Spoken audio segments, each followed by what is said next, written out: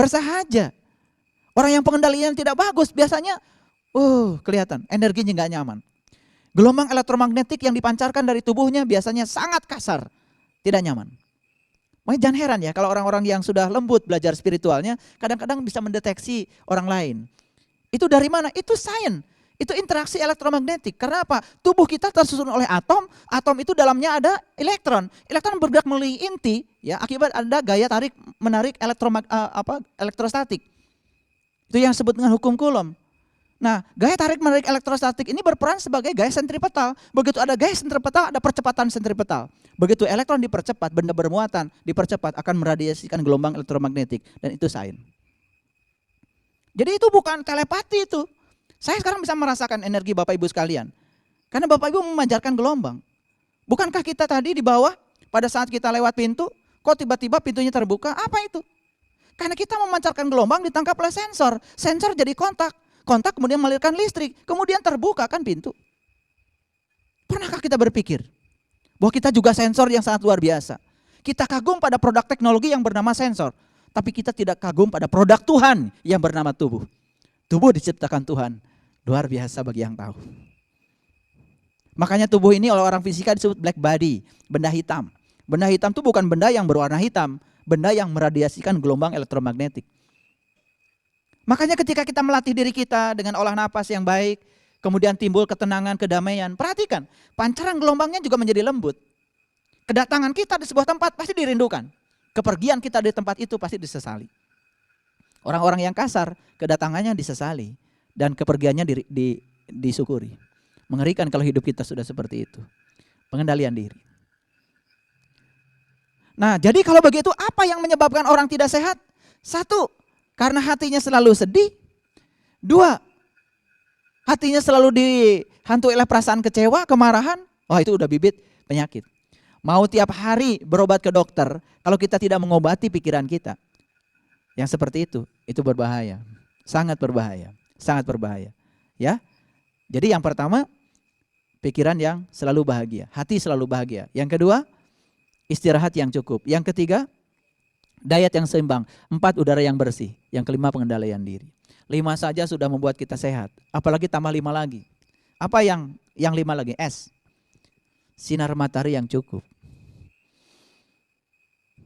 Makanya pagi-pagi itu keluar biar dapat sinar matahari.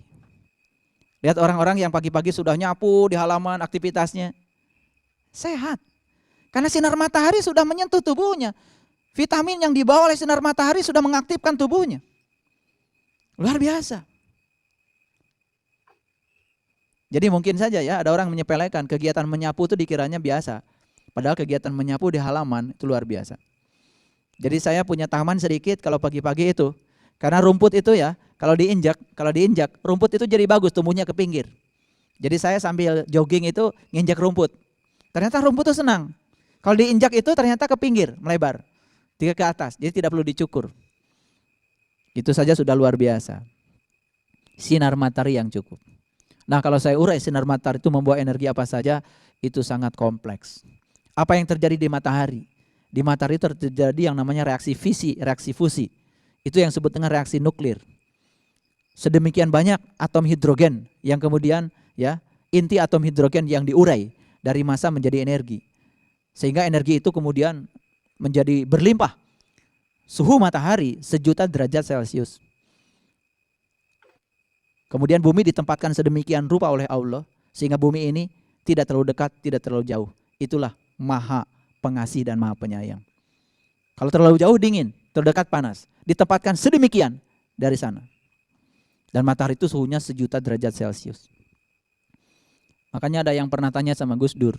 Waktu Gus Dur masih jadi presiden. Gus, kenapa katanya kita tidak bikin pesawat untuk pergi ke matahari? Karena orang lain baru bikin pesawat untuk pergi ke bulan. Saat itu yang menjawab bukan Gus Dur, tapi Menristeknya zamannya Gus Dur. Diterangkanlah sama orang yang tanya itu. Suhu matahari 1.000.000 derajat. Kalau berangkat ke sana, belum dekat aja sudah hancur lebur, meleleh. Kata orang yang di sana, bilangnya apa? Gus, perginya malam hari saja katanya. Dikiranya malam hari matahari dingin. Padahal malam hari itu kita memang tidak sedang kebagian matahari. Mataharinya tetap ada. Matahari itu bukan ngilang. Muter kan? Bumi kita yang muter. Nah itu, karena pengetahuan astronominya tidak lengkap, itu jadi begitu. Nah orang yang pengetahuannya sedikit ngambil kesimpulan kan biasanya salah. Makanya kalau pengetahuan baru sedikit, jangan cepat-cepat ngambil kesimpulan. Biasanya kesimpulannya salah. Berikutnya apa? Ya, sinar matahari yang cukup. Energetik berolahraga. Olahraga harus dipilih. Nabi Muhammad tuh senangnya katanya olahraganya berkuda. Nggak ngerti, di Mekah nggak ada kuda. Yang jadi kudanya apa? Itu bahasa simbolik hadis itu. Benar-benar berkuda. Kalau memang sekarang ambil sepak bola, kemudian masuk neraka. Nabi Muhammad tuh senangnya memanah. Itu memanah tuh apa? Memanah tuh kan biasanya pakai jamparing. Tahu jamparing? Jamparing itu untuk, iya, kan ada anak panah, ada busurnya kan? Nah busurnya itu kalau kata orang Sunda itu jamparing. Jamparing tuh jampe kuring. Mana panah? Tuh panah. Melesat kemana? Ke sasaran. Itu yang dinyatakan oleh saya di Quran tadi. Yang namanya keadilan itu apa? Di Quran surat Al-A'raf 29. Keadilan itu adalah meluruskan wajah saat memasuki masjid. Meluruskan wajah pada tujuan itu namanya memanah. Kita memanah benar-benar memanah. Ya kalau senang memanah sih saya tidak menyalahkan. Tapi jangan kemudian kalau sudah olahraganya memanah, kemudian tiba-tiba mengaku jadi umat Rasulullah. Tidak cukup dengan memanah untuk jadi umat Rasulullah. Yang harus dicontoh sebetulnya Anda yang lebih substantif lagi. Apa itu? Di Quran dikatakan, laqad kana lakum fi Rasulillah uswatun hasanah. Uswatun hasanah Rasulullah itu apa? Liman kana yarjullah. Cara beliau mencapai Tuhan. Itulah uswatun hasanah. Cara beliau mencapai Tuhan. Jadi memanah yang dimaksud di sini adalah memanah yang ada hubungannya dengan cara mencapai Tuhan. Berkuda di sini, berkuda yang ada hubungannya dengan cara mencapai Tuhan. Kudanya Rasulullah kan namanya buruk. Ayo, bisa nggak berkuda dengan buruk? Sudah tahu nggak buruknya? Kalau hari ini belum tahu buruk kita, untuk menjadi kendaraan kita, kita tidak akan pernah tahu siapa diri sejati kita. Temukan dulu buruknya, secepat kilat. Jarak antara dunia dan akhirat, kata Rasulullah, antara kedipan mata. Bagi yang tahu. Olahraga. Olahraga apa saja? Sesuaikan dengan usia. Yang sudah sepuh ya olahraganya tai chi. Jangan yang berat-berat. Udah sepuh olahraganya tinju. Iya. Bukan dipukul, memukul aja udah terkapar. Memukul aja udah terkapar, apalagi dipukul ya. Memukul angin saja udah langsung jatuh, apalagi dipukul. Jangan aneh-aneh. Ya, sesuaikan dengan diri kita. Itu namanya tahu diri. Tahu diri itu merupakan kunci ya. Kalau pakai sepeda motor ya jangan ngangkut yang berat-berat. Kalau pakai truk baru pakai ngangkut yang berat-berat. Pakai sepeda motor ngangkutnya pengen muatan truk, ya roboh. Banyak kita nggak tahu diri ya, nggak tahu diri ya. Jadi merasa terus muda ya, padahal sudah sepuh. Kemudian yang berikutnya apa? Yang berikutnya sehat, hubungan sosial yang bagus. Makanya indikator iman yang sebenarnya itu dilihat dari hubungan sosial. Makanya di Quran ada kata-kata begini, indah sekali. Duribat alaihimudillatu aynama sukifu illa bihablim minallah wa hablim minanas. Aku akan timpakan kehinaan kepada seseorang dimanapun dia berada. Kecuali orang yang suka menjaga pertalian dengan Allah dan pertalian dengan manusia. Jadi jangan dikira loh, putusnya hubungan kita dengan manusia itu berbuntut kehinaan. Itu Allah yang bilang, duribat alaihimudillatu, dillah itu kehinaan. Ada yang mengatakan dillah itu adalah kesesatan. Begitu seseorang terputus hubungan kemanusiaannya, dia sudah mengambil jalan yang sesat. Maka saya setuju dengan seorang guru spiritual yang mengatakan belajar spiritual itu sebetulnya harus bagus hubungan sosialnya. Dan supaya hubungan sosial bagus jangan terlalu serius kan gitu belajar spiritual. Sekali-kali juga harus ada ketawanya, tapi jangan boring, bodor dan garing. Jangan isinya bodor terus ya. Kalau itu kan harus ikut stand up comedy. Ya. Makanya kan ada seorang ibu yang protes pada suaminya. Protesnya gini. Dia panggilnya ayah suaminya. Ya, dulu waktu kita sebelum nikah, ayah sering ngajak jalan-jalan sama ibu. Kok setelah nikah perasaan belum pernah diajak kemana-mana. Iya, terus si suaminya langsung ngasih dalil. Kan ibu tuh jodoh terbaik dari Tuhan untuk ayah. Ayah juga sudah menerima ibu apa adanya. Kan jodoh itu gak kemana-mana. Ya, jadi jodoh gak kemana-mana, ya sudah, ibu juga jangan kemana-mana. Makanya saat minta emas pasti suami diam kan, karena diam itu emas. Itu termasuk boring juga, bodor tapi garing.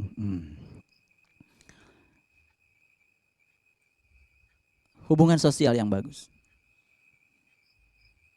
Makanya kenapa kemudian silaturahim itu dikaitkan dengan rezeki. Silaturahim itu dikaitkan dengan rezeki, luar biasa itu. Kalau punya teman itu kemanapun memang luar biasa rezeki kita. Luar biasa. Oke. Hubungan sosial yang bagus, pasti sehat. Orang yang hubungan sosial yang kurang bagus itu banyak sakitnya. Mau ke sini takut, mau ke sini takut, mau ke sini takut, kan bingung. Karena di mana-mana banyak musuh. Orang yang banyak musuhnya itu sebenarnya sudah menciptakan dirinya untuk jatuh ke lembah sakit. Hubungan sosial yang bagus. Yang ke-8, A, sehat, air putih yang banyak. Dan yang terakhir T, Tuhan yang paling utama. Utamakan Allah.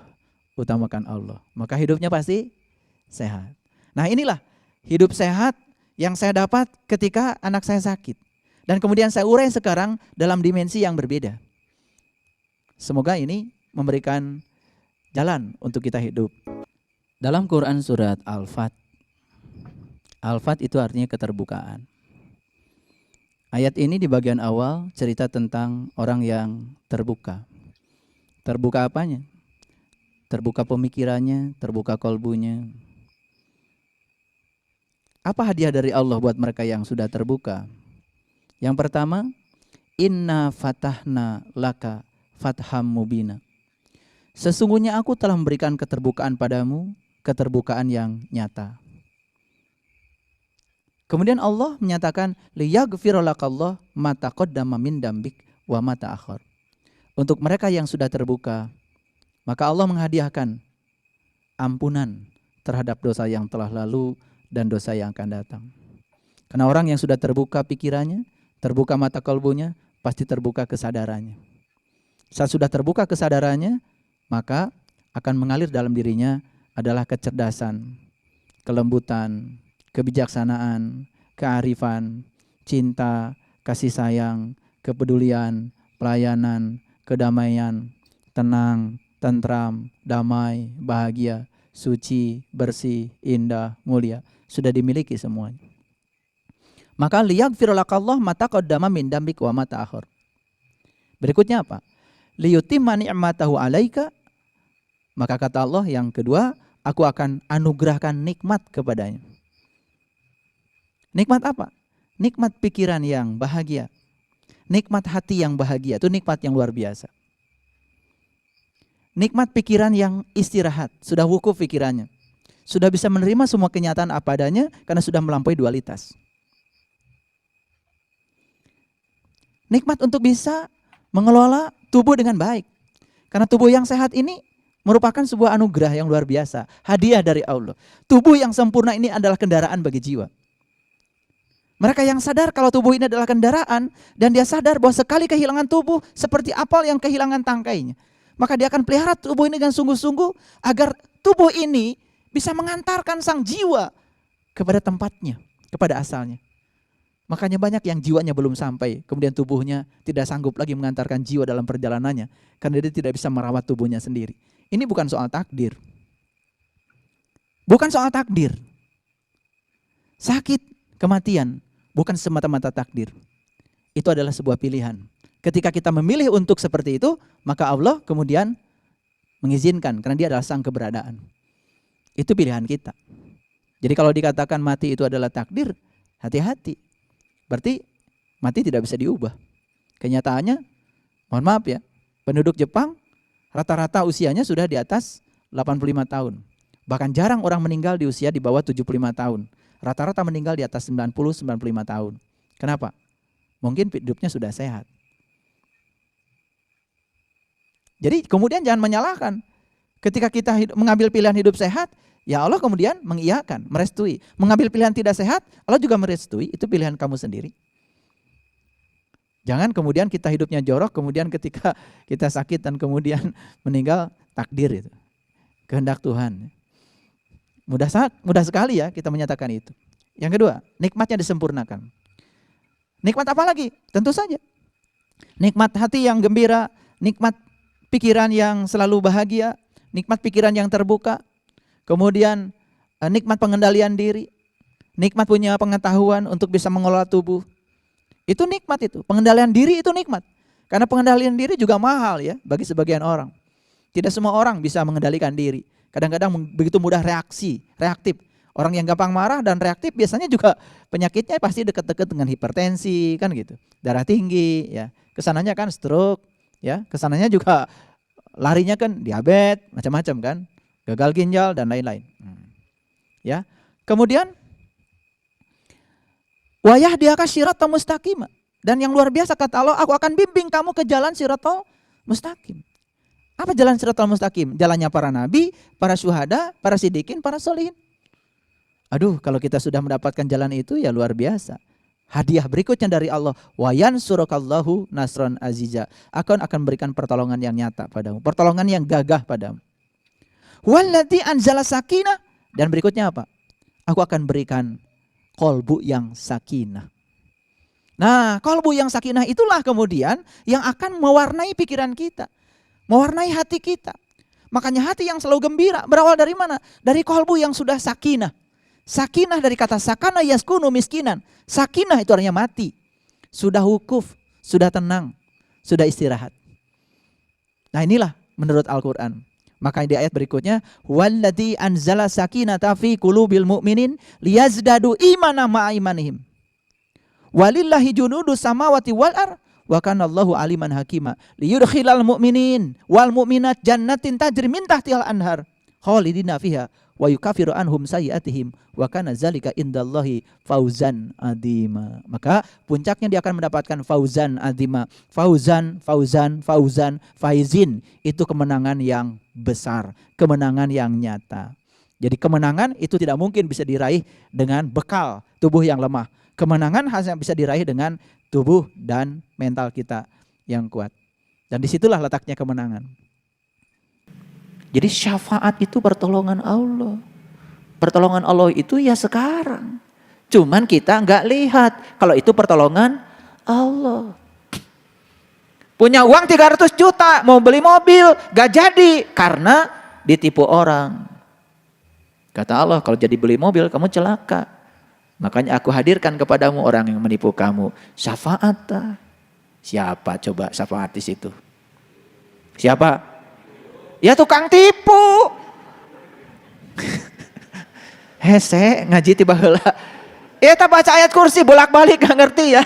Kursi nakamana, ayat nakamana.